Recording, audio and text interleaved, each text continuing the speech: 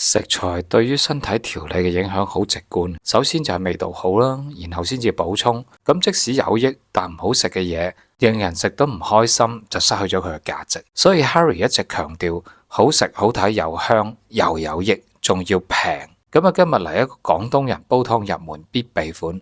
蓮藕花生豬骨湯，咁材料就打喺熒光幕上邊，陳皮花生沖洗，提前浸泡一下，陳皮浸軟之後呢，就刮咗去嗰啲苦澀嘅白色部分，無花果沖洗乾淨，全部放好備用。洗乾淨豬扇骨，放落個湯煲度，放啲薑片入去，倒啲水入去浸過個扇骨，大火焯一下啲扇骨。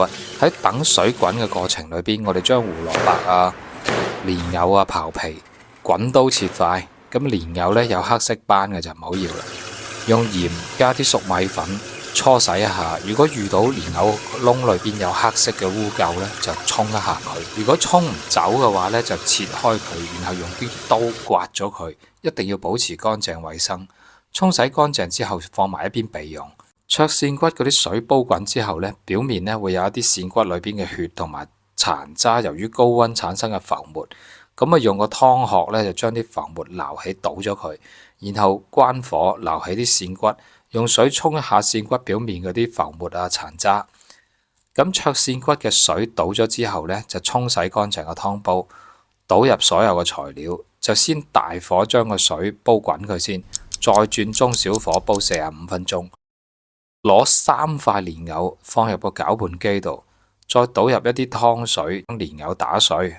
再將攪拌機裏邊嘅蓮藕碎湯咧，就倒翻落個煲裏邊去攪勻佢，冚上個煲蓋再煲15分鐘，加大概半茶匙嘅鹽試下個味先，如果唔夠你先再加鹽。千祈唔好太貪心落太多啊！